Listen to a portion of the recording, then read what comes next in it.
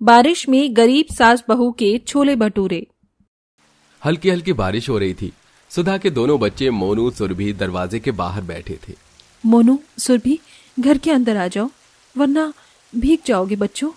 नहीं, हमको अंदर नहीं आना, यहीं बैठना है। यहाँ तो कितनी अच्छी छोले भटूरे की खुशबू आ रही है, मुझको तो खाने का मन है। माँ, मेरे और दीदी के लिए छोले भटूरे बना दो ना। ये सुनकर सुधा अपने घर की गरीबी वाले हालातों को देखकर रो देती है। कहाँ से बनाऊं छोले भटूरे बच्चों, यहाँ तो घर में नमक रोटी खाने के लिए भी पैसे नहीं है। सुधा को रोता देखकर उसकी 7 साल की बेटी सुरभि भी रोने लग जाती है। माँ, तुम मत रो, मुझको भी रोना आता है। हमको नहीं खाना छोले भटूरे। जब पिताजी राशन लेकर आएंगे तब खाना बना देना, तब तक हम इंतजार कर लेंगे। जो उम्र बच्चे के खेलने कूदने खाने पीने की होती है, एक गरीब के घर पैदा हुए बच्चे को हर छोटी से छोटी ख्वाहिश के लिए भी तरसना पड़ता है। सुधा के घर की परिस्थिति भी ऐसी ही थी। तभी पड़ोसन मेनका आती है, जो कि काफी ज्यादा अमीर थी और पड़ोस के बड़े से बंगले में रहती थी। सुधा, अरे ओ सुधा।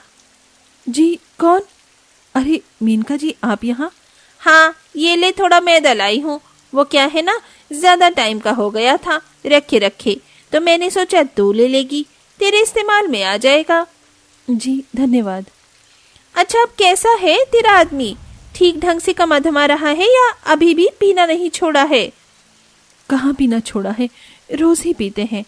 देख, शायद तुझे मेरी कही बात कड़वी लगेगी, मगर एक पल के लिए कुत्ते की पूंछ सीधी की जा सकती है, मगर नशेड़ी गंजेड़ी आदमी नहीं सुधरता। मैं तो कहती हूँ मेरे घर में रोटी पानी का काम कर ले, तेरे भी 4 पैसे बन जाएंगे और तेरे बच्चे पल जाएंगे। जी, सोचकर बताऊंगी। इसी के साथ सुधा मकान के अंदर आ जाती है, जहाँ सास यशोदा अपने हाथों से घुटने दबा रही थी। कौन आया था बहू? जी माँ जी, वो पड़ोस वाली मेनका जी आई थी, मैदा देकर गई हैं। मोनू सुरभि का छोले भटूरे खाने का बहुत मन है। राशन कोटे में से थोड़े काले चने मिले थे और मैदा भी है, तो बच्चों के लिए छोले भटूरे बनाने जा रही हूँ। सुधा फटाफट से चूल्हा जलाकर छोले उबालने के लिए चढ़ा देती है। जितनी देर में छोले उबलेंगे तब तक भटूरे के लिए मैदा तैयार कर लेती हूँ। थोड़ा खमीर हो जाएगा तो भटूरे फूले फूले बनेंगे। अरे ये क्या, मैदे में तो घुन लगे हैं। अरे ये अमीर लोग किसी गरीब को कोई अच्छा सामान थोड़ी ना देते हैं बहू। ये मेनका भी हमको गरीब देखकर अपने घर का खराब सामान हमारे घर दे जाती है। फेंक दे इसे। नहीं माँ जी, देखिए एक बार, बच्चे छोले भटूरे बनाने के नाम से कितने ज्यादा खुश हैं। इस गरीबी में मैं उनको क्या ही दे पाती हूँ। मैं ना तो अच्छा कपड़ा पहना ओढ़ा पाती हूँ, ना कुछ अच्छा खिला पिला पाती हूँ। किसी के देने से अगर मेरे बच्चों का दिल न तरसे तो मुझे स्वीकार है। बेचारी गरीब बहू दुख की दशा में आंसू बहाते हुए मैदा छानकर छोले भटूरे बना के दोनों को देती है। तभी जोरदार की बारिश शुरू हो जाती है और नशे में धुत नरेश घर में घुसता है। अबे ओ शांता वांता, कहाँ है तुम्हारी माँ? अजी, तुम आज फिर से पीकर आए हो? कब अच्छे से कमाकर परिवार देखोगे तुम? अरे तू काई को चिंता लेती है मेरी डार्लिंग, मैं हूं ना। देख क्या रोमांटिक मौसम हो रहा है, चलना। दे दे प्यार दे, प्यार दे, प्यार दे रे, हमें प्यार दे। जरा तो शर्म कर लो, बच्चे देख रहे हैं। शराब ने निकम्मा करके रख दिया है तुम्हें। ये सुनकर नरेश मारपीट करने लगता है। अरे तेरी जात का पैदा मारूं, मुझको निकम्मा बोलती है? हाँ? अरे मैं तेरी मांग का रेड लाइट हूँ, समझी? पति पत्नी ये क्या होते हैं? पत्नी पति के पैर की जूती होती है। हैं? अपनी औकात पे रखकर चल हट यहाँ से। नरेश सुधा को जोर का धक्का दे देता है, जिससे उसका सिर दीवार में लग जाता है। अरे वाह, छोले भटूरे हो गया मेरे भोग का इंतजाम। चल ला दे, ले इधर दे। नहीं नहीं, मैं नहीं दूंगा, ये मेरे हिस्से के छोले भटूरे हैं, माँ ने मेरे लिए बनाए हैं। देता है कि नहीं, वरना एक चमेटे में गाल लाल कर दूंगा। नहीं दूंगा, नहीं दूंगा। इस पर नरेश गुस्से से बिलबिलाकर मोनू को थप्पड़ मार देता है। तभी यशोदा गुस्से में आकर उसको घर से निकालने लगती है। दारू पी पी कर एकदम निर्दयी कसाई हो गया है।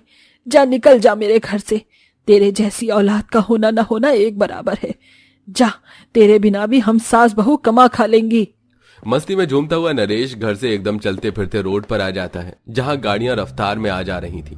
तभी वो सड़क पर गिर जाता है और एक गाड़ी उसे कुचल कर चली जाती है। और यहां से एक गरीब सास बहू के लिए सब कुछ बदल जाता है। उनके खाने खाने के लाले पड़ जाते हैं। माँ, मुझको भूख लगी है। कितने दिन हो गए पिताजी राशन लेकर आते ही नहीं है। तेरा बाप अब नहीं आएगा मोनू। इन्हीं हाथों से मैंने उसको घर से निकाला था। सोचा नहीं था कि ऐसा कुछ हो जाएगा। मम्मी, भूख लगी है, कुछ खाना है मुझको। सुरभि, इधर आ बेटी। ये ले, सामने ठेले से छोले भटूरे ले आ और दोनों भाई बहन खा ले। ठेले वाला सुरभि को एक भटूरा और जरा से छोले डालकर दे देता है, जिसे लेकर सुरभि घर आ जाती है। चल मोनू, खाते हैं। आधा तू ले, आधा मैं। नहीं, मैं पूरा एक भटूरा लूंगा। सुरभि, ठेले वाले ने 20 में एक ही भटूरा दिया। एक नंबर का ठगेरू है बहू ये ठेले वाला। कोई नहीं, बच्चों मिल बांट कर खा लो। एक निवाला खाते ही मोनू उगल देता है। छी माँ, ये भटूरे तो खट्टे खट्टे लग रहे हैं और छोले भी खराब हो गए। तुम तो कितना टेस्टी छोले भटूरे बनाती हो माँ। हाँ माँ, तुम भी छोले भटूरे बनाकर बेचो ना। पता है, इस ठेले वाले का पक्का मकान है, जबकि हमारा घर तो बारिश में कितना टपकता है। अगर तुम भी छोले भटूरे बनाकर पैसे कमाओगी ना, तो हमारा घर भी अच्छा बन जाएगा। अपनी बेटी का दिया सुझाव दोनों गरीब सास बहू के दिल में बस जाता है। बहू, सुरभि ठीक बोल रही है। वैसे भी आज के टाइम में सबसे ज्यादा भीड़ छोले भटूरे वालों के पास ही लगी रहती है और कमाई भी इसमें ज्यादा है। जी माँ जी, ऐसा करते हैं कि आज मैं सामान जोड़कर देखती हूँ और हम कल से ही शुरुआत कर लेते हैं। अगले दिन तड़के सुबह उठकर दोनों छोले भटूरे तैयार करके ठेला सजा धजाकर जैसे ही बेचने निकलते हैं कि जोरदार की बारिश आ जाती है। हे भगवान, पहले दिन में ही भगवान ने बारिश की आफत लगा दी। ऐसे तो भटूरे भीग कर फूल जाएंगे तो कौन खरीदेगा। माँ जी, ठेले के नीचे वाले हिस्से में पन्नी रखी हुई है, उससे सामान ढक लेते हैं। दोनों सास बहू ठेले के चारों तरफ पन्नी की छत डाल देती हैं और रोड किनारे खड़ी हो जाती हैं, जहां लाइन से कई खाने पीने की दुकान लगी थी। आओ आओ और खाओ सास बहू के सस्ते तीखे करारे छोले भटूरे। जो नहीं खाएगा वो पछताएगा, जो खाए वो खुश हो जाए। बहुत देर के बाद एक मजदूर ग्राहक पन्नी ओढ़े आता है। अरे बहन जी, कितने रुपए प्लेट बेच रही हो छोले भटूरे? केवल 20 रुपए प्लेट है भैया। तो फिर लगा दो एक प्लेट और अचार प्याज भी डाल देना। जी भैया जी। यशोदा जल्दी जल्दी भटूरे तलती है और बहू प्लेट बनाकर परोसती जाती है। भाई वाह वाह, क्या शानदार छोले भटूरे खिला रही हो भाई बहन। 20 रुपए में है। गरीबों के लिए तो ये बड़ा सस्ता नाश्ता है। धन्यवाद भैया। अगर और कोई हो तो उनको हम सास बहू के छोले भटूरे के बारे में जरूर बताना। पहले पहले दिन दोनों सास बहू की बारिश के चलते कुछ खास कमाई नहीं होती और बहुत सा सामान बच भी जाता है, लेकिन वो रोज नए सिरे से मेहनत करती और बारिश में ठेला लेके खड़ी होती। अब जहां लोगों को अच्छा खाने का स्वाद मिलता है, वो लोग सर्दी गर्मी या बरसात का मौसम नहीं देखते। उनके ठेले पर खूब भीड़ लगती है। अरे बहन जी, जरा मेरे लिए जल्दी से 2 प्लेट छोले भटूरे कर दो। जी जी भैया, बस अभी करती हूँ। खाने हैं या पैक करने हैं? जी, खाने हैं। अरे एक 30 वाली प्लेट मुझको भी लगाना बहन। कितनी बारिश हो रही है, या बारिश में खड़े होकर खाने की जगह भी नहीं है। वहाँ जगह है भैया, वहाँ जाकर बैठी। दोनों सास बहू ने लोगों के बैठकर खाने की सुविधा के लिए रोड के पास ही तिरपाल डालकर अच्छा इंतजाम किया हुआ था, जबकि बेचारी सास बहू को कमाने के लिए खुद भीगना पड़ता था। वो कहते हैं ना, कुछ पाने के लिए कुछ खोना पड़ता है। देखते देखते दोनों सास बहू स्वादिष्ट छोले भटूरे के लिए मशहूर हो जाती हैं। माँ जी, अब हमारे बनाए छोले भटूरे को कितनी पहचान मिल गई है।